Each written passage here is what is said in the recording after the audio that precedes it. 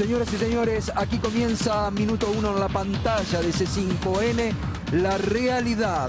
Lo que otros te ocultan, lo que otros no te cuentan, aquí la realidad cotidiana te la mostramos, la compartimos con vos y te clarificamos información en un tiempo de operetas cotidianas que se arman de distintos sectores.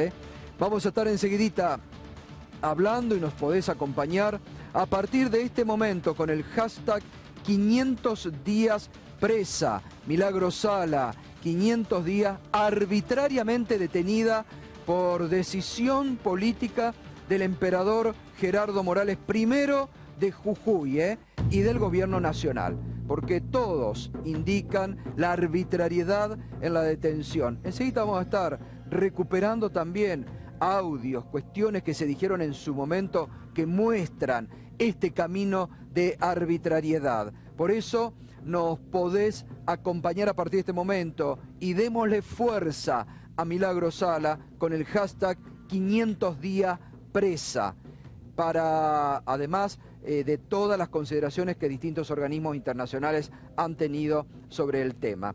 Enseguida vamos a estar hablando, nos vamos a detener en algo realmente grave institucionalmente.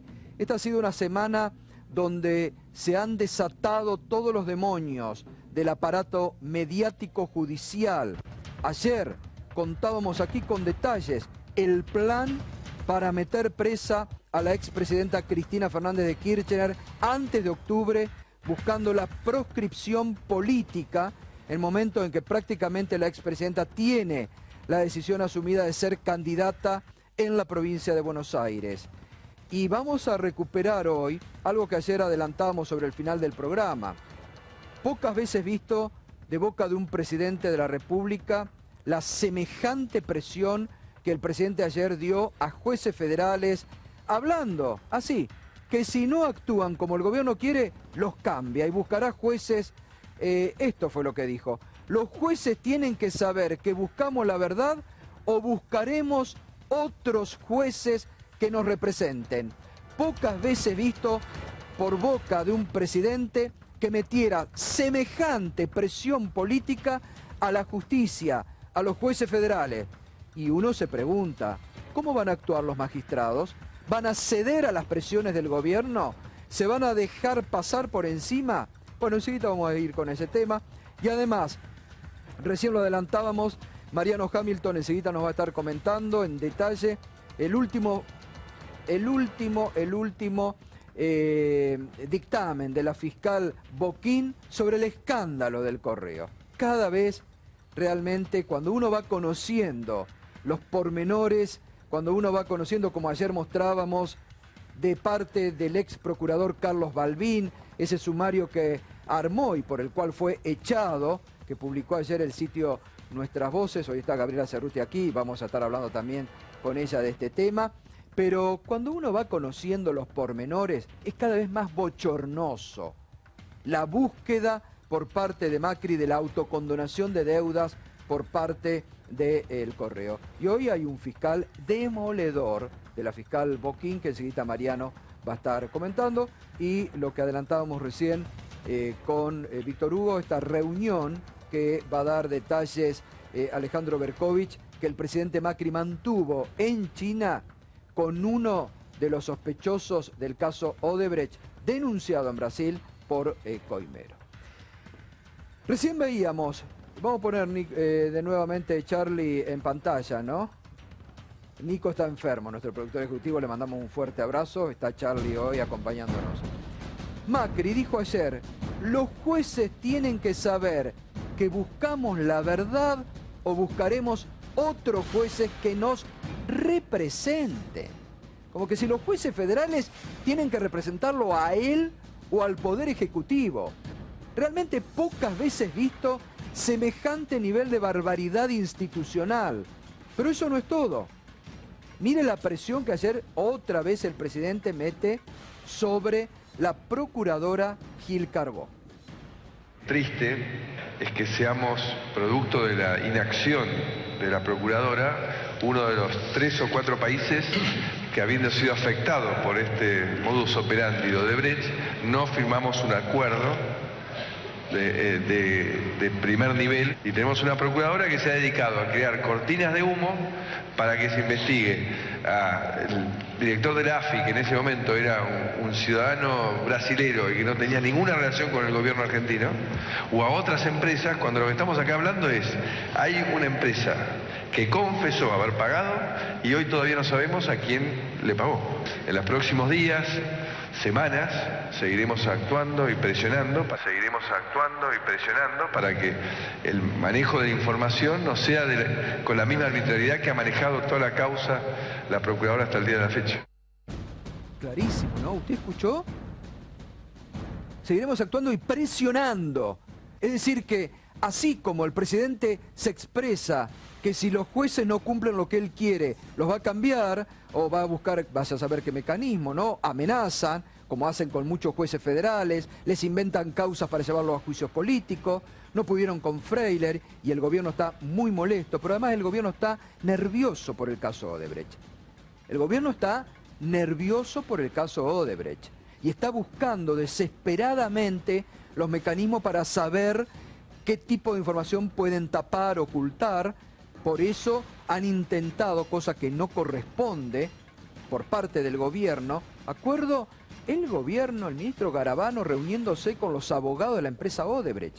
Por eso hoy, por suerte, algunos jueces y fiscales están reaccionando rápidamente ante pero ¿cómo podríamos decir? El vendaval de presión que ha desatado el gobierno sobre parte de la justicia. Y hoy hubo fiscales y jueces que le pidieron al gobierno que les informe sobre las gestiones que han realizado con los abogados de la compañía Odebrecht y en qué consistieron esas gestiones.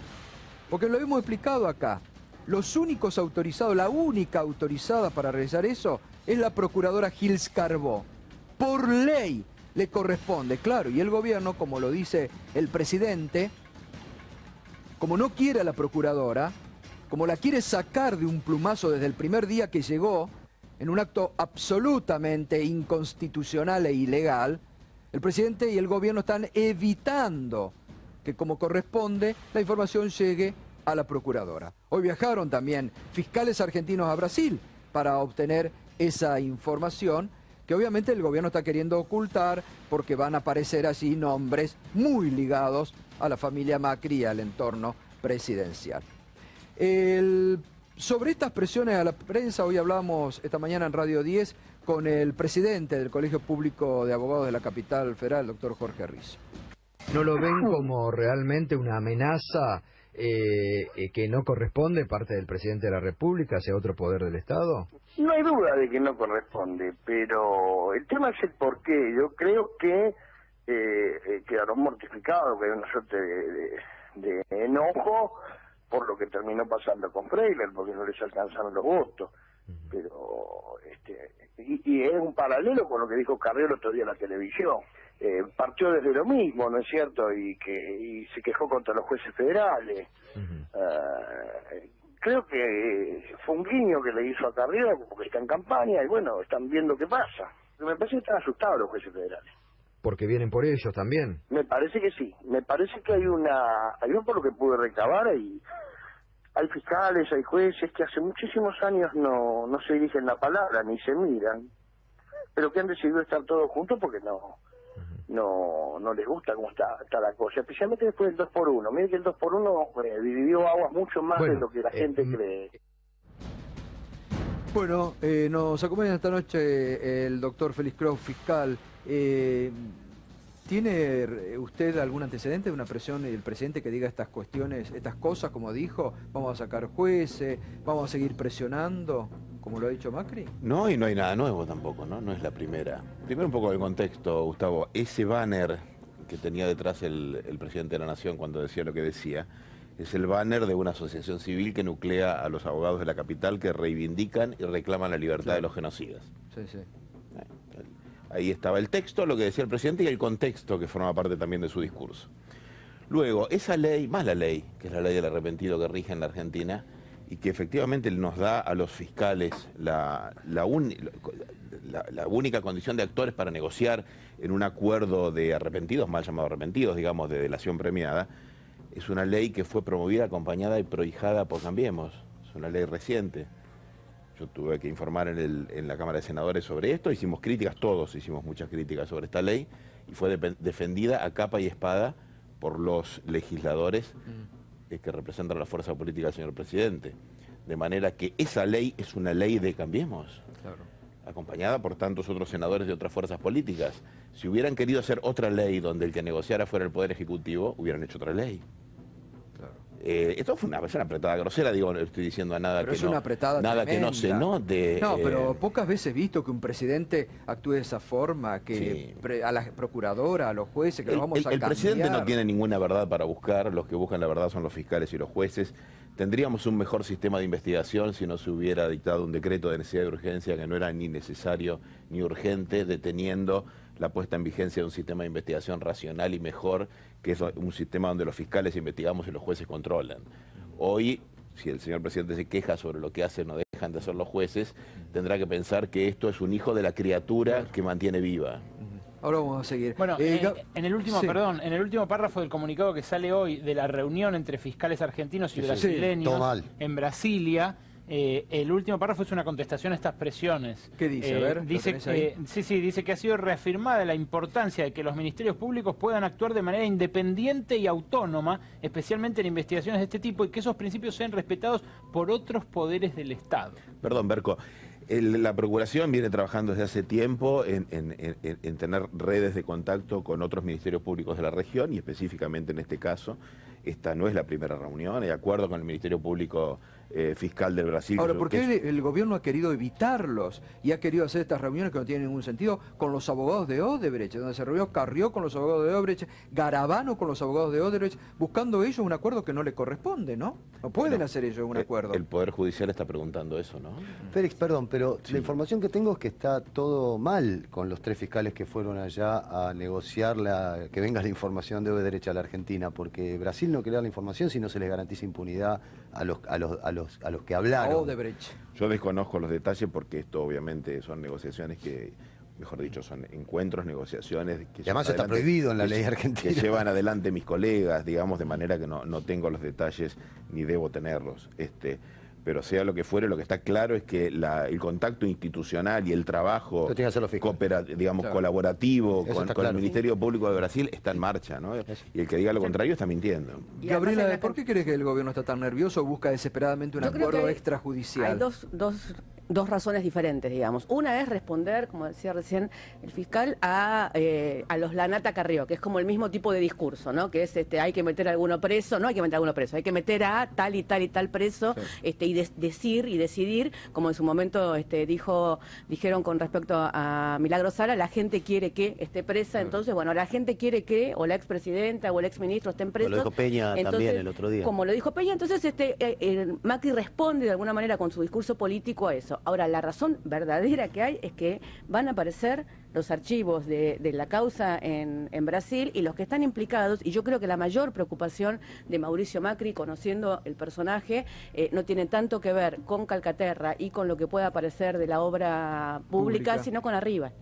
El tema acá es si empiezan a aparecer de verdad las transferencias que fueron para arriba, porque las transferencias para arriba son transferencias a Mauricio Macri. Arriba no es un empresario, no es ni siquiera Calcaterra que le manejaba sus negocios y sus empresas, arriba le maneja su cuenta personal, es el testaferro de Mauricio Macri. Entonces todo lo que aparezca que involucra arriba termina en Mauricio Macri, y yo creo que ese es el verdadero terror que hay en este momento en el gobierno y que los hace actuar de esta manera desaforada, porque si hay algo que no tienen super yo, es una cosa que van desaforadamente diciendo lo que sienten, digamos, ¿no? Sí, sí. Ahora continuamos, nos metemos ya con el tema Milagro Sala, 500 días presa, arbitrariamente detenida. Hoy hablábamos también en Radio 10 esta mañana, vamos a recordarlo, bueno, a través de esta barrida, ¿no? Para ya introducirnos en el tema.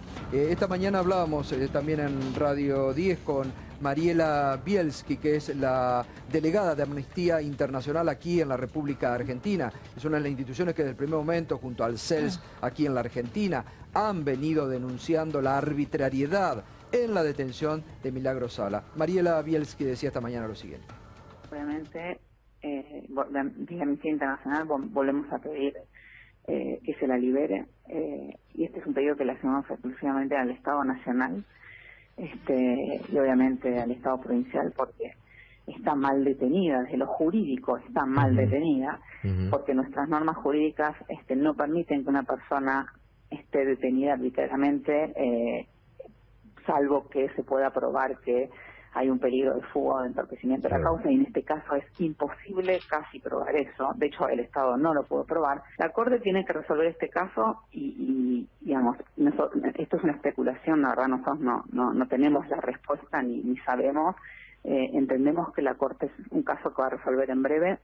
Se dice que la Corte lo que va a hacer es enviarla a prisión domiciliaria, lo que estaría mal, porque Milagros Sala no tiene ninguna característica, digamos, no cumple ninguna estadística de las que establece la prisión domiciliaria. Obviamente eso va a ser mejor que esté de presa, pero estaría mal.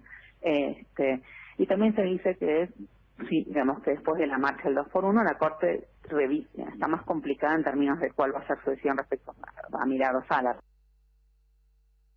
Bueno, eso es lo que dice la Amnistía Internacional y lo ha venido diciendo aquí también la delegación argentina. Vamos a recordar lo que Morales viene diciendo, Morales que impulsa la detención y que fue quien por decisión de él la pone en presa. Recordemos que en esto hasta el propio Gargarella, ¿no?, muy opuesto a Milagros Sala, dijo en su momento que desde el primer inicio, del primer momento, la detención estaba mal practicada y era arbitraria. Uno de los conceptos que en su momento daba Morales para justificar la detención de Milagros Sala.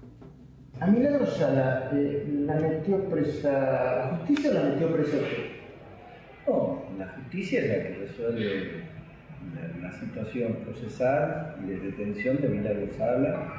Han participado 3 jueces de instrucción de primera instancia, primero el juez Gutiérrez, por la causa de tumulto, instigación a la comisión de delitos, después el juez Mercado por el tema de extorsión, defraudación y asociación ilícita, y el juez Hermanos también ha resuelto la detención en otra causa que tiene que ver con un intento de homicidio, con un par de choferes de Milagros Sala. ¿Intento de homicidio?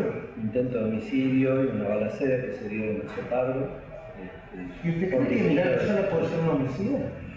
Sí, claro, obviamente. Pero está diciendo que Milagros Sala puede participar materialmente en un homicidio. Puede participar materialmente, pero ha tenido responsabilidad en varios homicidios. ¿Mató gente, dice usted? Ha participado, es decir... Y hay muchos que están planteando cierta similitud entre el caso de Milagros Sala y el caso de Leopoldo López. ¿Cuál es su posición al respecto? No tiene nada que ver, porque Milagros Sala se robó todo. Pero no está presa por eso. No tiene nada que ver. Pero... Milagros Sala, acá el país ha visto cómo se llevaban bolsos con dinero. No está presa por haber robado todo. No está esa no es la causa por la cual está en prisión. No, está en prisión por la causa de los 29 millones de pesos. Está en prisión por una causa de corrupción. Si hay un caso en la República Argentina donde está bien, desde mi punto de vista, planteada y resuelta la prisión preventiva, es el caso Milagros Sala. Bueno, está esta noche con nosotros Elizabeth Gómez Alcorta, que es una de las abogadas de Milagros Sala. Se robó toda, mató Milagros Sala. ¿Es homicida? No, pensaba que tiene el mismo ADN Gerardo Morales que Macri. Ellos necesitan jueces que los representen. Y evidentemente todos los jueces que mencionó, Puyenche Hermanos, Gutiérrez, Mercó, son jueces que representan al poder político. Y hoy pensaba en una similitud que también tienen los dos. Gerardo Morales, a los 5 días de ser elegido gobernador, designó por decreto, salió una ley con 4 nuevos jueces de la Corte. Y Macri también necesitaba jueces que lo representen, porque hay que recordar que el 14 de diciembre del 2015 designó por decreto a Rosati y a Rosenkrantz. Ese es el poder democrático y republicano que tenemos, y que cuando necesitan a alguien detenido, lo único que tienen que hacer es levantar un teléfono. Bueno, el presidente dijo en su momento, como a la mayoría de los argentinos pareció que Milagros Sala cometió delito, está bien presa. Sí, y en Jujuy sucedió algo inclusive más grave que hay que recordar, porque pasan tantas cosas que a veces se nos pasan por alto, que la bancada de Morales presentó un proyecto para que se plebiscite en Jujuy, claro, si correspondía o no correspondía mantenerla detenida o no. Digamos. Insólito. No, es de las cosas más insólitas que vamos a haber vivido seguramente en la era de Macri. ¿Y hoy cuál es la situación de Milagros Sala? ¿500 días detenida arbitrariamente? Hoy a 503 días de detención, tiene por un lado 2 incidentes vinculados a su detención en la Corte Suprema, en esta Corte, hay que decirlo así. Una vinculada a los fueros parlamentarios que ya tiene en virtud de una ley nacional, y otra vinculada a la arbitrariedad de la detención, de la prisión preventiva. La Corte tiene desde el 4 de abril el expediente, ya con el dictamen de la Procuración, listo para expedirse. Se ve que no lo han tenido como prioridad. Han tenido como prioridad, por ejemplo, dictar el fallo Muiña del 2 por 1, pero el caso de Milagro todavía no, digamos, puede resultar en cualquier momento, no tiene plazos la Corte. Y en relación a la primer condena que tuvo Milagro el 28 de diciembre del año pasado, recordemos que es la condena por la tirada de los huevos a Gerardo Morales, y que ella no estuvo presente. En el día de ayer se llevó adelante en la Cámara de Casación Penal, en la Sala Cuarta, la audiencia por la revisión de esa condena. También estuvo presente los apoderados de Gerardo Morales pidiendo que se agrave. Hay que recordar algo, que por esa tirada de huevos que Milagro no estuvo presente, Gerardo Morales pidió 8 años de prisión. Claro. Digamos, el mínimo de un homicidio. Quizás estaba queriendo, ahora pienso, estaba haciendo justicia. Claro, justificar lo que... El homicidio, que no hay ningún procesamiento ni ninguna causa por homicidio contra Milagro Sala. Recordemos que Milagro fue detenida por una campe. Así arrancó todo, y después le empezaron a caer una causa tras de otra. ¿Cuántas causas son las que ahora la involucran o las que se están tramitando? Hoy tiene aproximadamente 13 causas. 13. Digo aproximadamente porque 2 fueron sobreseídas muy recientemente, y que fue noticia, pero que yo creo que fue inclusive algo para legitimar, porque eran 2 causas en las cuales a ella se la llamó a indagatoria por 2 denuncias de personas que decían que 2 personas a quienes no pudieron identificar la habían amenazado y habían mencionado a Milagro. Entonces a Milagro en Jujuy hoy, por eso, por ejemplo, la indagan por instigadora de amenazas de 2 personas que no se sabe quiénes son. Así que causas de este estilo tan burdas. Bueno, Morales se lo dijo Horacio Berbisky, tengo muchas para ir presentando. 60, ¿no? Le dijo. Claro, 60 causas. Vamos por 13. Ahora continuamos. Información exclusiva de Alejandro Berkovich. Volvemos al tema Odebrecht y un desayuno que en su reciente viaje a China tuvo el presidente Mauricio Macri. ¿Con quién, Berco? Con Javier Sánchez Caballero. Javier Sánchez Caballero es un personaje central en la historia de Odebrecht y de IEXA, la contratista constructora del Grupo Macri, que en realidad fue el corazón del Grupo Macri durante mucho tiempo, pero que cuando asume Mauricio Macri como jefe de gobierno porteño, se le transfiere sin pago durante mucho tiempo a Ángelo Calcaterra, el primo hermano del presidente. Antes de ir a Sánchez Caballero, contemos el entramado. Marcelo Odebrecht, el dueño, el magnate, la persona más rica de Brasil, que cayó preso por este escándalo, que en realidad se inició como una derivación del caso Petrobras, cumple este mes, cumple 2 años en prisión. Y los súbditos de Odebrecht, los delegados de Odebrecht en la compañía en Odebrecht, fueron delatando, en la medida en la que transcurrieron estos 2 años, a distintas ramas de la corrupción, distintas ramificaciones de la corrupción de esta compañía, para quedarse con contratos de construcción o de provisión de servicios con gobiernos de Latinoamérica, con 15 gobiernos de Latinoamérica.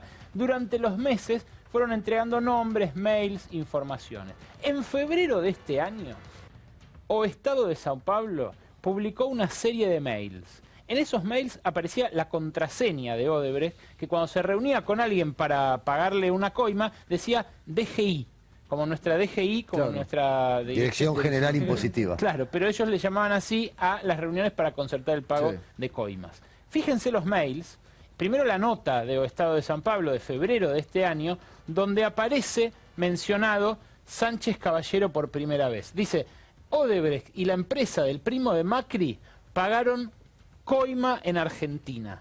Esta es una de las muchas notas que está sacando Fausto Macedo en el Estado de São Paulo, es uno de los periodistas que habla con Sergio Moro, con el juez que tiene en vilo a Brasil, y ahí es donde aparece mencionado este hombre, Javier Sánchez Caballero, como una de las piezas clave que participó de reuniones, por un lado con los titulares de la empresa para conseguirle el dinero allá en Brasil, y por otro lado con gente del gobierno argentino vinculada a Ricardo Jaime, a aquel famoso secretario Ricardo Jaime Vázquez, que era al parecer el encargado de cobrar el dinero. Fíjense, ahí está el asunto del mail, y ahí está el mail, y dice, reunión con Sánchez Caballero. Si ven abajo bien, dice DGI, dice el temario, ¿no? Como el orden del día. Dice DGI, contacto directo, o sea, Coima, contacto directo. Después, aprobar director técnico, equipo del proyecto, trabajar juntos y organizar y disminuir comités. Esa es la agenda, la orden del día que tenían en esta reunión con Sánchez Caballero. El número 1 era Coimas. Exacto, el número 1 era discutir. A ver si se olvidaba, a ver si no les alcanzaba el tiempo. Claro, exacto, estaba en pirámide invertida, lo más importante primero. Bueno, ese es el mail que entregan a principios de este año los Odebrecht a la justicia brasileña. El diario Estado de São Paulo lo publica. Para que ustedes conozcan la cara de este señor, se la mostramos, su perfil de LinkedIn, ahí está. Javier Sánchez Caballero era ni más ni menos que el CEO de IEXA hasta el año pasado. O sea, el hombre que se encargaba de manejarla, la cara era Ángelo Calcaterra, pero el hombre que se encargaba de manejarla era este buen hombre. Trabajador del grupo Macri desde el año 1980. Hizo buena carrera allí con Franco y luego con Mauricio, hasta llegar a ser CEO de la contratista principal, la constructora IEXA del grupo Macri. ¿Qué pasó con él cuando Mindlin, el empresario favorito de Macri, compra IEXA? Compra IEXA, lo echan, lo desplazan. Hoy SACDE, que es la sucesora de IEXA, es manejada por el hermano de Mindlin, por Damián Mindlin. Javier Sánchez Caballero se retiró, sigue investigado, por supuesto. Bueno, con los antecedentes, Mindlin habrá querido sacarse un problema de encima, habrá dicho, yo compro, pero no compro un problema. Exacto, exacto. Mindlin está desmacrizando la compañía lo más que puede, claro. Descalcaterrizando sería. Descalcaterrizando y desmacrizando. Sí, además hicieron el movimiento de la compra, vos decís con mucha certeza que Mindlin compró, digamos, todavía la compra de Mindlin de IEXA es como la compra de Calcaterra de IEXA, todavía no hay plata, no hay papeles, no hay nada, y la compró Mindlin en carácter personal, no la compró la empresa de Mindlin, la compró Mindlin en carácter personal, lo que implica que no hay ningún papel público, porque no tienen que mostrar en la bolsa nada, no tienen que hacer nada. Un negocio entre privados. Es un negocio entre privados y Mindlin además nunca sabremos qué plata tiene o qué no, porque su empresa la manejan fondos de inversión. Él no tiene las acciones de su empresa, sino diferentes fondos de inversión. Bien, y Caballero entonces fue desplazado del manejo de SACDE, ahora no está más en el manejo de la vieja contratista del grupo Macri. Ahora, la pregunta es, ¿qué hacía entonces Javier Sánchez Caballero en China, en simultáneo a la delegación argentina que encabezó el presidente Mauricio Macri en ese país, que estuvo en Beijing y que estuvo en Shanghái, durante el momento en el que Macri se estaba reuniendo con empresarios y con el gobierno chino para cerrar negocios aquí en la Argentina? Bueno, miembros de la delegación empresaria nos confirmaron, 2 miembros de la delegación empresaria que participó del viaje, nos confirmaron que Sánchez Caballero estuvo tomando café con el presidente y con la primera dama, en el desayunador del Hotel Shangri-La, hotel de super lujo, en el cual se hospedó el presidente Mauricio Macri. No hay registro de audiencias porque el presidente estaba en viaje oficial, pero no se registran las audiencias informales de ese tipo. Y sin embargo, cuando vuelve Mauricio Macri de ese viaje, le ordena a Garabano y a Saravia Frías, al ministro de Justicia y al Procurador General del Tesoro, que arranquen contrarreloj esta negociación con Odebrecht para obtener la información antes que la obtengan los fiscales del Ministerio Público Fiscal brasileño. ¿Qué le dijo Sánchez Caballero a Macri en esa reunión en China? No lo sabremos nunca, a menos que nos lo cuenten los propios participantes. Pero lo seguro es que este hombre, señalado por los arrepentidos de Odebrecht como un vínculo directo, un vehículo directo de las coimas para pagarle a Ricardo Jaime, a los funcionarios kirchneristas que decidían sobre las concesiones a Odebrecht, estuvo, ya habiendo sido señalado por la prensa brasileña como vehículo de las coimas, reunido con el presidente de la Nación en medio de un viaje oficial. Esto es algo que con certeza algunos de los 4 fiscales que estuvieron hoy en Brasil van a tener que investigar y van a tener que profundizar. Claro.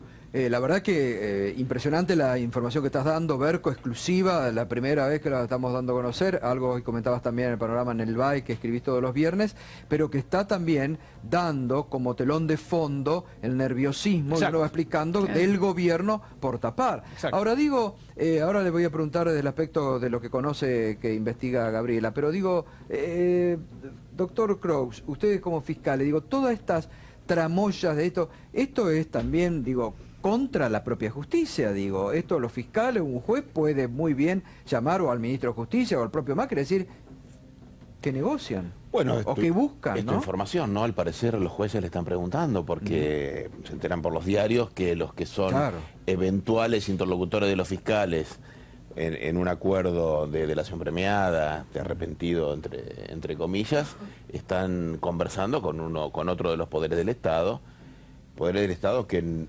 digamos, en la maniobra aparece en un rol que todavía no está claro, además, ¿no? Miembros de los poderes del Estado. Entonces, los jueces deben estar inquietos, sobre todo jueces que investigan, no solo jueces que juzgan, y los fiscales me imagino que estarán evaluando esta situación. El sistema judicial obviamente siempre está sometido a presiones. Por eso nos pagan el sueldo que nos pagan y tenemos determinados privilegios funcionales porque nuestro trabajo es complejo y es difícil.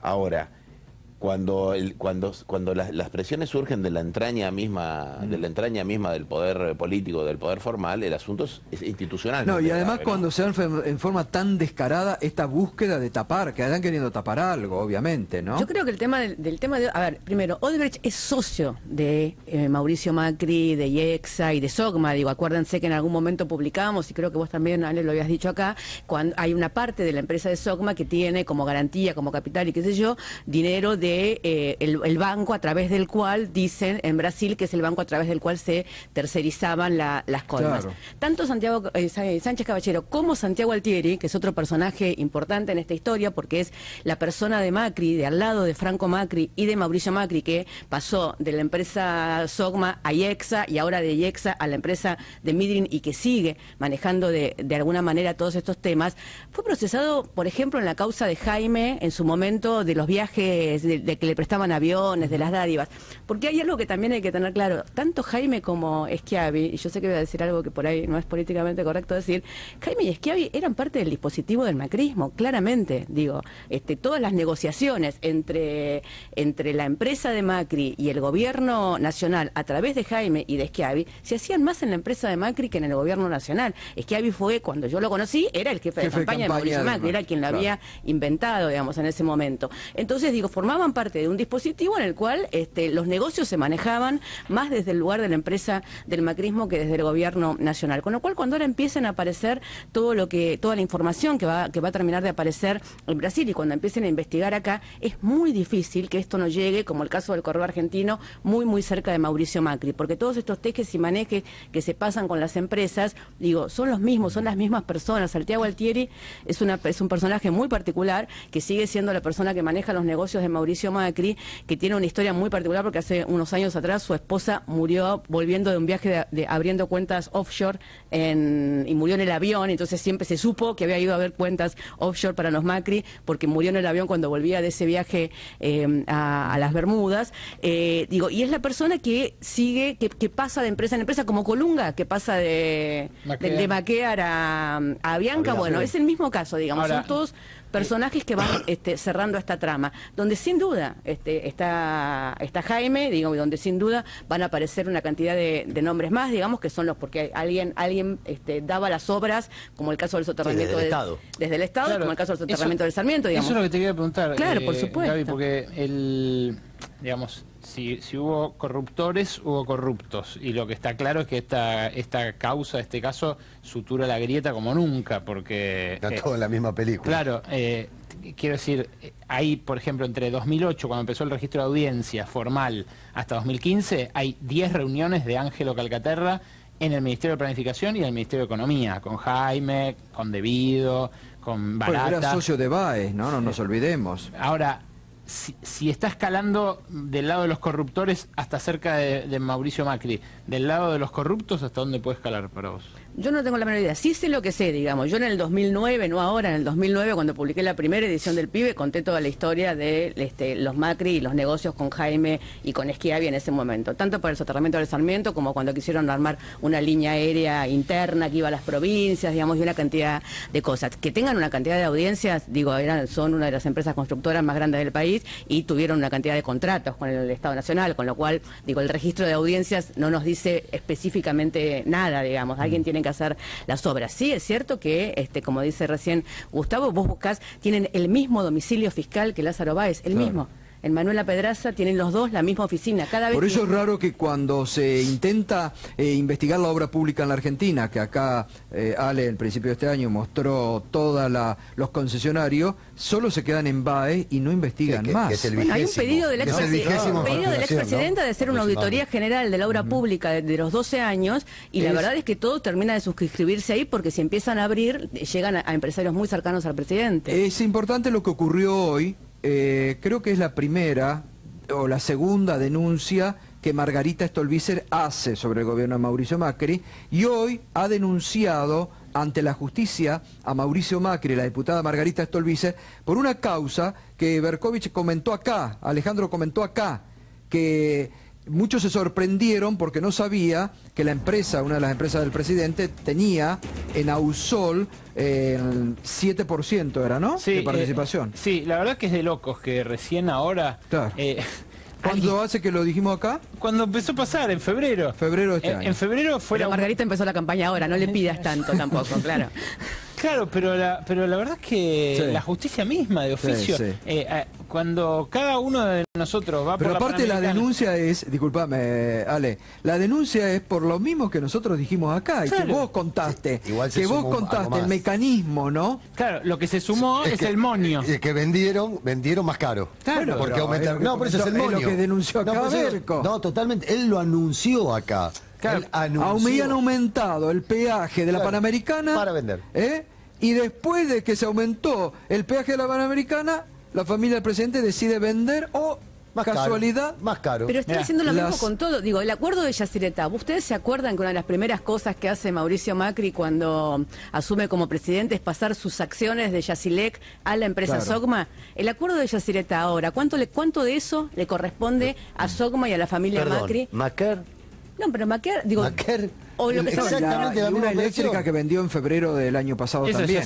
Esa, vendió Yacilec porque Yacilec es parte de la constructora de Yacyretá. Ahora es el acuerdo por Yacyretá, con lo cual todo esto, las acciones de esa empresa, obviamente vuelan. Bueno, entonces lo que denuncia Stolbizer es que la venta que acaba de conformarse de la participación de Sogma y Sideco Americana en Ausol, en Autopistas del Sol, es una venta que configura un acto ilegal, una venta que se dio a un precio mucho más alto debido justamente a que el gobierno mismo tomó una decisión. Ahí está lo que dice Stolbizer, ¿no? El Ejecutivo aumentó el valor de las acciones de la empresa y permitió que cancele en agosto del 2016 la totalidad de su deuda financiera, lo que permitió reducir la exposición al riesgo cambiario. Y también permitieron ganancias extraordinarias. Así se repartieron dividendos antes de la venta. Mirá, acá lo tenés en gráfico para mostrarlo con todo su esplendor. La acción fue la acción de oro. Duplicó su valor en 6 meses. ¡Epa! La acción, hay una... Muchas ganancias, Hay un tiempo verbal que en la bolsa se trata de no usar, que es si hubiera comprado. Claro. Porque eso te lo decís a vos mismo. Porque mucha gente se suicida después de pensar eso. Bueno, si hubiera comprado, mirá lo que subió la acción de Autopistas del Sol gracias al tarifazo de peajes que ahora pagamos todos, esos famosos 50 pesos que vale cruzar las garitas y los peajes del acceso norte. Bueno, ahí se ve solamente el aumento de los últimos 6 meses, ese 100%, pero desde que asumió Macri, la acción de Autopista del Sol subió el 394%. Un negoción que ahora se conformó cuando el grupo Macri vende su participación en 20 millones de dólares. Ahí tenés la ganancia neta de impuestos. 2015 fue 75 millones. Esto es lo que decía Margarita Stolbizer en su declaración, en su juicio, en su demanda, no sé bien qué es técnicamente. 291 millones de pesos gana en 2016, esto es casi el cuádruple, un 287% más. Y acá tenés lo que anotaron ellos en el balance. En el balance 2016, esta empresa, con participación del presidente, lo que dice es: esperamos que con motivo del cambio de rumbo político anunciado por las nuevas autoridades, basados en el respeto a la seguridad jurídica, finalmente el concedente, o sea el Estado Nacional, dé cumplimiento a los compromisos que asumieran. Esto es, conceda el aumento de... Bueno, y además hay que explicar algo. Ya lo sabían. Sí, no, eso es lo grave. Sabían que se venía el aumento. Pero además, otra cosa que es grave y que le da más gravedad a este asunto: los aumentos para la autopista no fueron para todas. Nos aumentó a todas las autopistas de la República Argentina.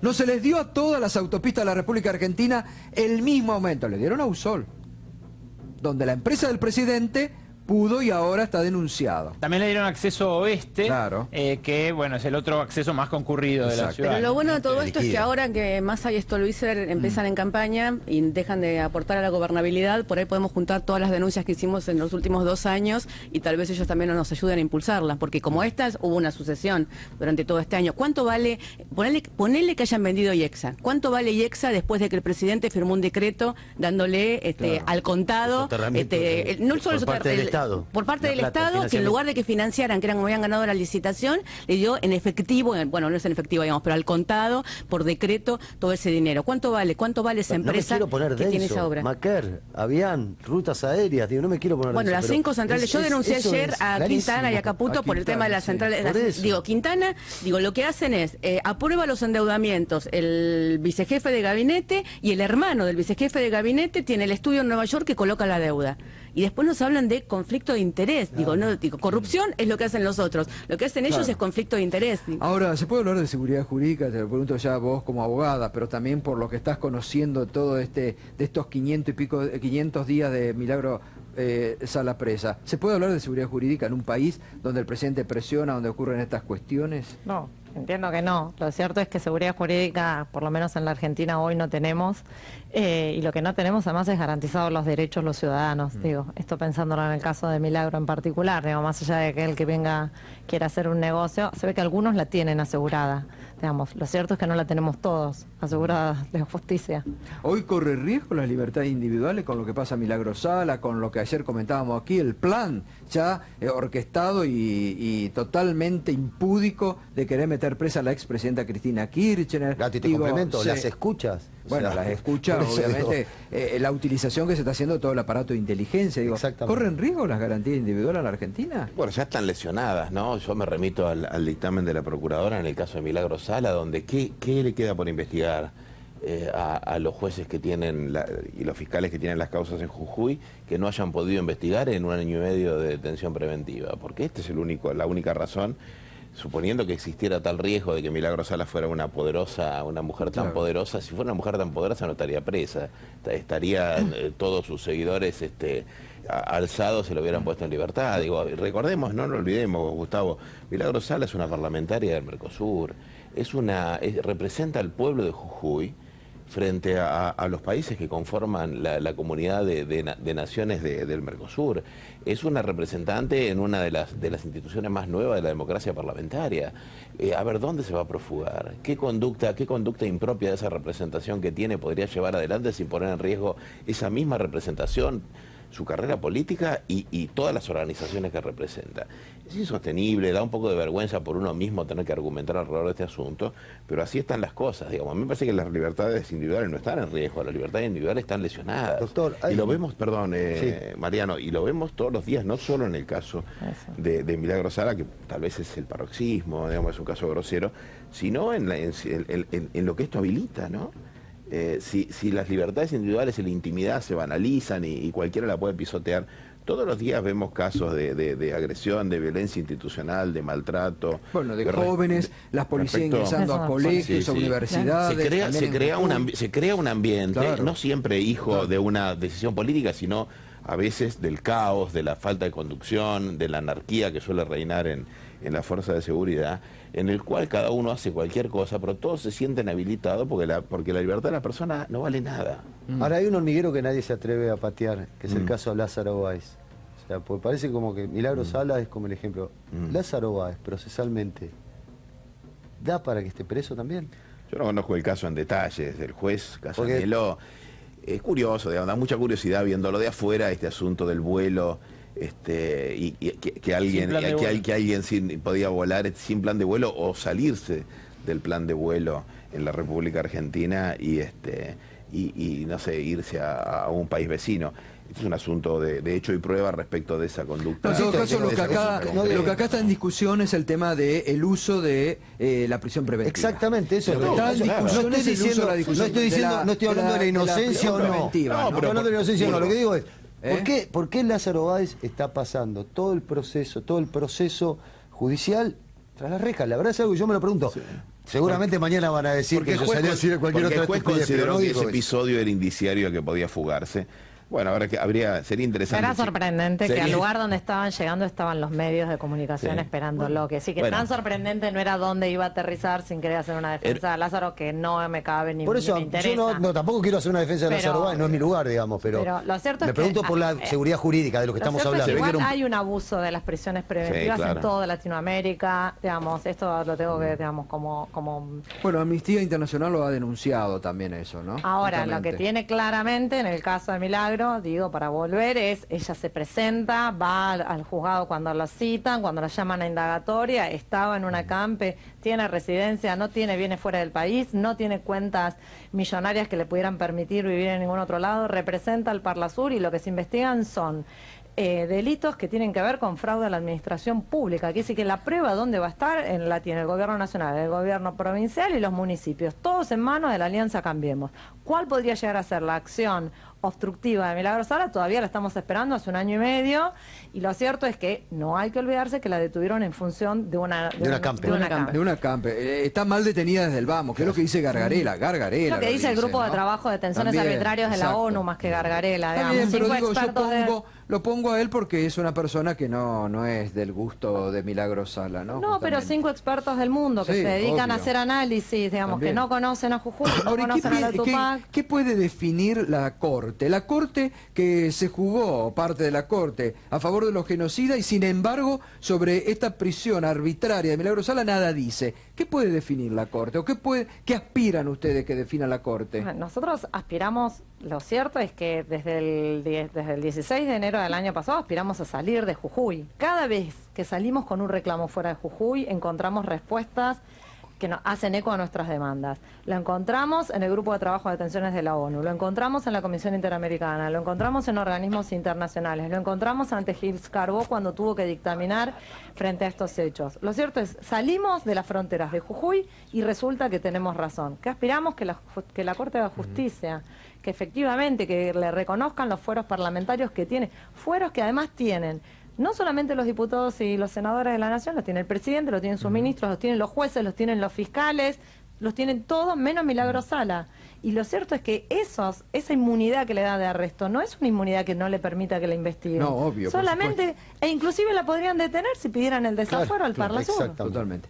Bueno, hoy se conoció un nuevo dictamen de la fiscal Boquín sobre el escándalo del correo argentino, que si bien el presidente quiere que vuelva a Foja Cero, no vuelve a Foja Cero, y que ayer comentábamos aquí lo que publicó el sitio de Gabriela Cerruti, nuestras voces, sobre el dictamen del ex procurador Carlos Balbín, también realmente destapando la olla de lo que se organizó del Estado. Y hoy, Mariano, ¿qué dice la fiscal? Bueno, la fiscal Boquín hoy se despachó con 2 dictámenes, uno de 48 páginas aproximadamente y el otro de 148 páginas, hubo que trabajar bastante para leerlos.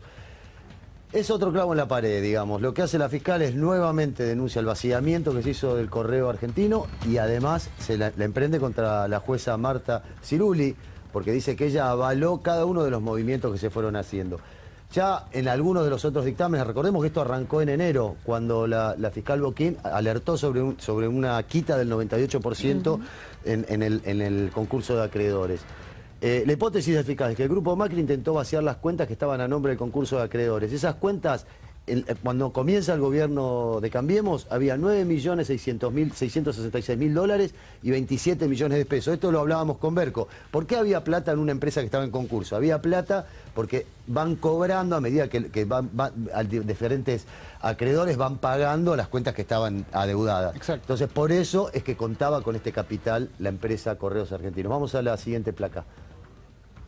La Mañora, la jueza del concurso Marta Ciruli autorizó retiros por cerca de 10 millones durante 3 años. Estos retiros son los que se utilizaron, como ya en algún momento lo habló Alejandro aquí en este mismo programa, para pagar alquiler. ¿Te acordás que vos hiciste la visita al rulero, que fuiste allí con las cámaras a ver quién eran los que trabajaban allí? Fiestas de fin de año, exactamente. Magos. Se pagaban entre 80 y 144.000 pesos por mes.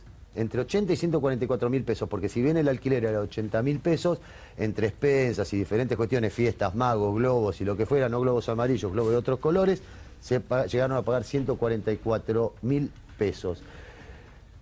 Después... Acá hay algo interesante porque esta es una maniobra algo más compleja. Aparece un banco, el Main Bank, que es socia y acreedora de SOCMA y de Sideco Americana. A esa entidad financiera, la concursada, o sea, Correo Argentino, Sociedad Anónima, le cede créditos por 400 millones de pesos, o sea, promesas de cobro a gente que le debía plata al Correo Argentino, y ese banco luego no le devuelve todo a la concursada. Son formas de vaciamiento, en algunos casos más básicas, como el pago de un alquiler a la propia SOCMA, al propio Macri, que es dueño de pisos en el rulero, y en otros casos algo más complejas, con triangulaciones en el exterior como este banco. Y hay una tercera, que no tenemos placa, porque la fiscal Boquín largó el dictamen en una hora que no tuvimos tiempo de hacer las placas, que es la empresa Neficor. Sí. ¿Mailbank no es el de Odebrecht? Bueno, hoy estaba pensando... Me quedé dudando, pero Mailbank es el de Odebrecht. No es propiedad de Odebrecht. No, pero es el banco a través del cual lava el dinero de Odebrecht. Estamos hablando del mismo banco, sí. Bueno, decía que lo que se hizo... Es un banco alemán que adquiere Odebrecht en el momento en el cual empieza la causa, digamos, y en el caso del soterramiento del Sarmiento es el que aparece en la causa como fue el financista. Y al mismo tiempo aparece como capitalista, como que compra acciones de SOCMA o que tiene acciones en garantía de SOCMA. Bueno, lo que dice la fiscal es que es una fachada para sacar guita y dársela al grupo madre, digamos.